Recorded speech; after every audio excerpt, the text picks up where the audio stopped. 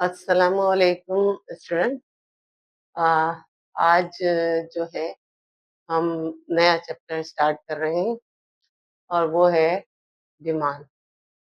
Demand का chapter है और ये बहुत लॉन्ग चैप्टर है। इसमें इलास्टिसिटी ऑफ डिमांड भी है और लॉ ऑफ डिमांड भी है। ग्रेजुअली इसको हम पढ़ेंगे, ठीक है। अभी पहला छोटा सा क्वेश्चन है जो एग्जाम में 5 नंबर का आता है। क्वेश्चन क्या है? Difference between demand and desire. Demand क्या है और डिजायर क्या है, ठीक है।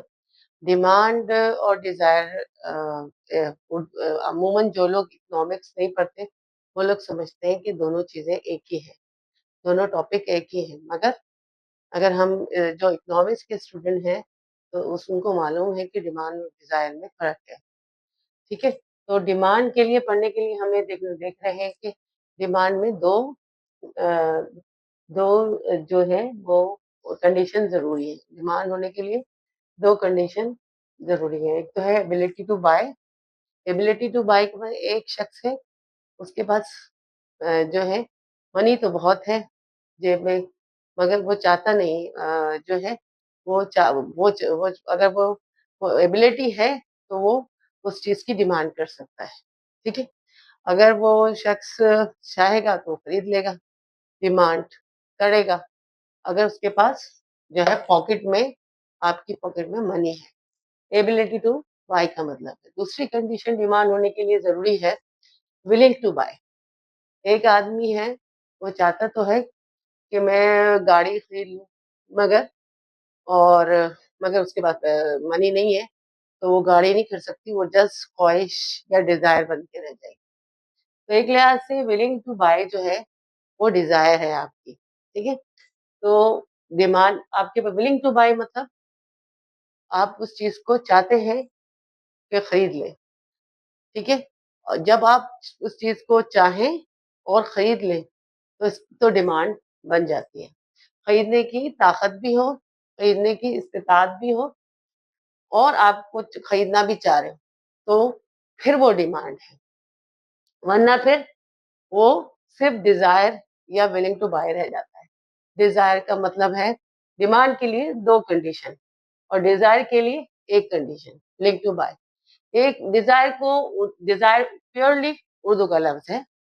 इसको आप निकालेंगे उर्दू या इंग्लिश में, आप इसको क्या कहते हैं, डिस्क्राइब करेंगे किसी चीज की, किसी गुड्स की तमन्ना, ख्वाहिश, दिली इजहार, दिली तमन्ना, पुरानी ख्वाहिश, ये सब इस तरह के जो अल्फाज इस्तेमाल होंगे वो डिजायर के लिए इस्तेमाल होंगे, ठीक है। और यानी कि दूसरा लफ्ज, इन दूसरे लफ्जों में वो चाहता है उस चीज को खरीदने के लिए।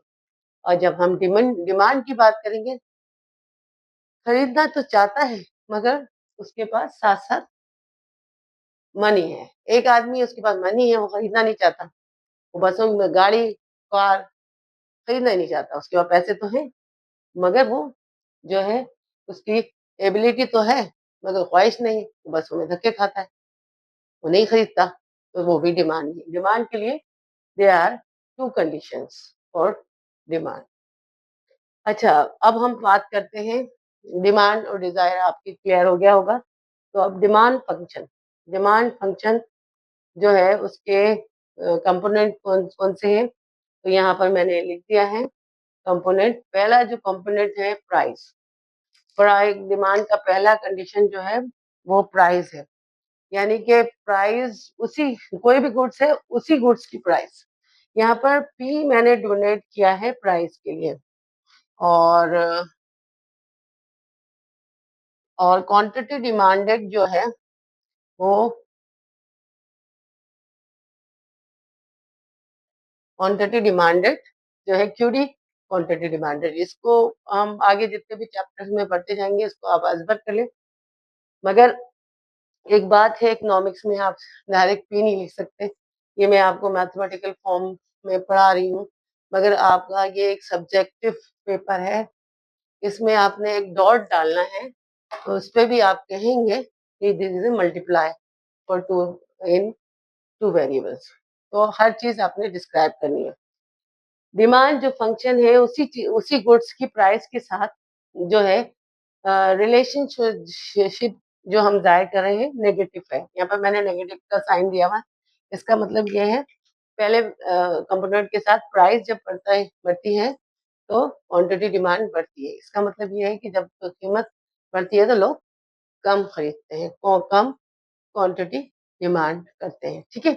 इसके बाद वाई, इकोनॉमिक्स के अंदर कैपिटल वाई और कैपिटल एम दोनों मनी को रिप्रेजेंट करता है।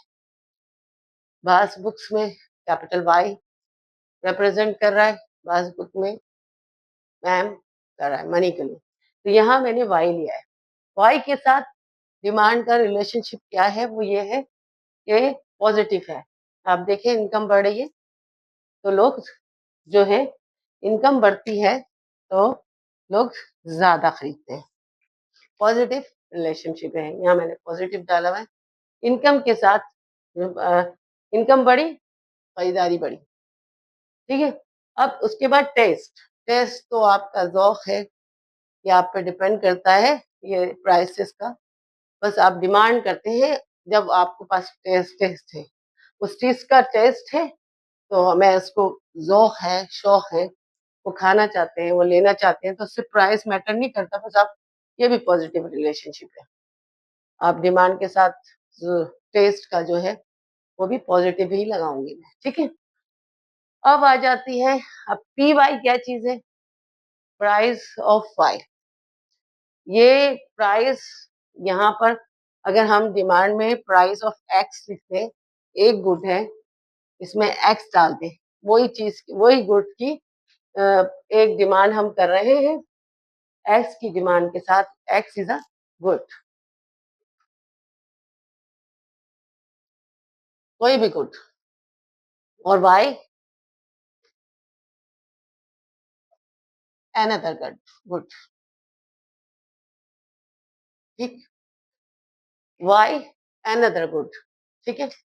तो ये दो इस तरह हम एक्स के साथ देख रहे हैं, उसकी प्राइस के साथ, इनकम के साथ, टैक्स के साथ और दूसरी गुड्स के साथ। तो यहाँ पर जो है X one good, Y another good. अब दो गुड्स है, ठीक है? इसको आपको दूसरी डिमांड एक गुड का दूसरी गुड की प्राइस के साथ रिलेशनशिप देख रहे हैं। P Y price of another good, अगर हम यहाँ पर लिखना चाहें पी वाई मतलब प्राइस ऑफ अनदर गुड। अब गुड किस तरह की होती है? रिलेटेड गुड, जिनका प्राइस के साथ देखते हैं तो उसका ताल्लुक देखने के लिए हमने चारों पे डिस्कशन कर, इस पे डिस्कशन बाकी है, बाकी हमने तीन पे कर लिया। उसी चीज जैसे पेप्सी की प्राइस, ठीक है? पेप्सी की प्राइस, पेप्सी की क्वांटिटी, हमने इसका प्राइस के उसी गुड्स की ताल्लुक देखा जो कि नेगेटिव है, प्राइस बढ़ेगी नीचे जाएगा।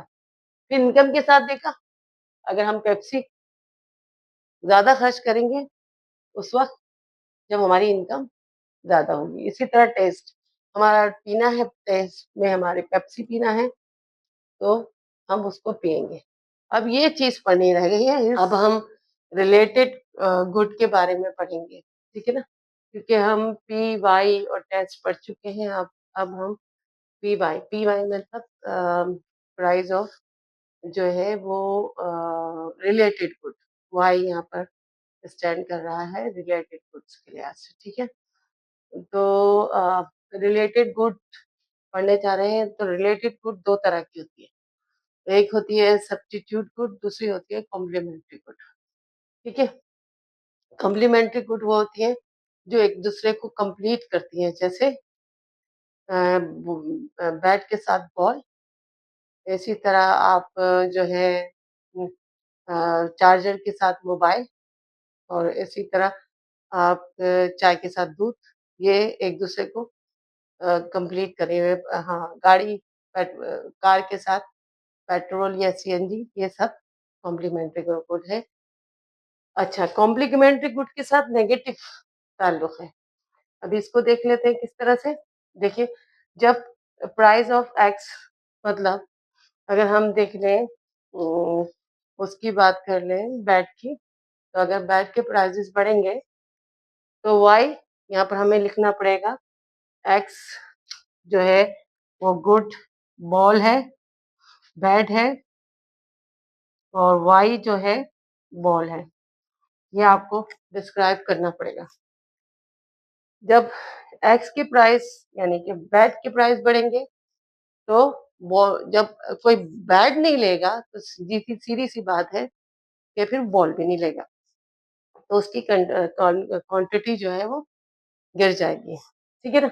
इसी तरह अगर हम यहाँ पर लिखें कि एक्स पेट्रोल है, तो पेट्रोल की प्राइस अगर बढ़ जाएगी तो लोग गाड़ी यूज ऑफ कार या यूज ऑफ जो है गाड़ी का कम हो जाएगा। इसका नेगेटिव रिलेशनशिप है कॉम्प्लीमेंट्री गुड के साथ।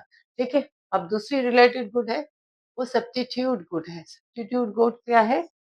जो एक इसको मुतबादिल गुड कहते हैं, मुतबादिल अशिया इसमें कहते हैं उर्दू में। जैसे कि पेप्सी की जगह कोक, और फांटा की जगह मिरिंडा, चाय की जगह टी, चावल की जगह रोटी। ठीक है। तो ये सब जो है सब्स्टिट्यूट गुड है। इसके साथ जो है डिमांड का हम ताल्लुक देखेंगे तो आप ये देख सकते हैं ये पॉजिटिव रिलेशनशिप है। कैसे? अगर बैट के बैट नहीं पेप्सी के प्राइस बढ़ जाएंगे, अगर यहाँ पर हम लिखेंगे एक्स इज पेप्सी और वाई गुड जो है वो है आपकी कोक, तो अगर किसी एक्स पेप्सी के प्राइस बढ़ गए तो कोक की क्वांटिटी बढ़ जाएगी। कोक तो अपनी जगह पे प्राइस है वही जितने की आ रही है, मगर पेप्सी के बढ़ गए लोग पेप्सी को छोड़ के कोक पीना शुरू कर देंगे। इसी तरह बहुत ज़्यादा अगर हम सपोज़ करें एक्स टी है और कॉफ़ी जो है वो वाई है, तो अगर बहुत ज़्यादा प्राइस टी के बढ़ जाएँ तो लोग जो है वो कॉफ़ी पीना शुरू कर देंगे, क्योंकि वो एक-दूसरे को सब्स्टिट्यूट है। तो इसमें रिलेशनशिप पॉज़िटिव है। अगर किसी चीज़ के प्राइस गिर जाएँगे तो दूसरी की क्वांटिटी भी गिर जाएगी, क्योंकि उसकी प्राइस तो नहीं गिरे ना। अगर पेप्सी की प्राइस गिर जाएँगे तो कोक की प्राइस तो अपनी वही है, तो लोग अब यहाँ के कोक वाले भी इधर आ जाएंगे, ये पेप्सी पीना शुरू कर देंगे। तो ये डिमांड था। हमने ये डिमांड फंक्शन में 4 चीज़ें पढ़ चुके हैं। उसी चीज़ की प्राइस के साथ हमने रिलेशनशिप देख चुके हैं, इनकम के साथ भी डिमांड का रिलेशनशिप देख चुके हैं, और टेस्ट के साथ भी, और यहाँ पर relate why price of relate good के साथ भी रिलेशनशिप देख चुके हैं। होपफुली आपको ये समझ में आ गया होगा। अगला लेक्चर हमारा लॉ ऑफ डिमांड का होगा। हम पूरी कोशिश करेंगे कि हम फर्स्ट ईयर कॉमर्स का पूरा सिलेबस मुकम्मल करें, और मैंने इससे पहले आप लोगों के पेपर अपलोड कर दिए हैं। फर्स्ट ईयर फेलियर का सॉल्यूशन भी अपलोड कर दिया है, और पेपर कॉमर्स का प्राइवेट का भी 2023 का भी, ये सब आप कुछ देख सकते हैं। और इंशाल्लाह बहुत जल्द जो है 2024 रेगुलर का जो है सॉल्यूशन भी अपलोड कर दूंगी। आप देखिएगा कि फुल मार्क्स किस तरह से हासिल करते हैं, कितने जवाब, कितना सॉल्यूशन आपने करना है, कितना जवाब लिखना है, सब कुछ आप देखिएगा। और जो है और जो टॉपिक आपने पढ़ना है, जो नहीं समझ में आ रहा वो मुझे पहले बताएं, मुझे कमेंट्स के मैं वो वही आप पहले पढ़ा दूँ। अल्लाह हाफ़िज़।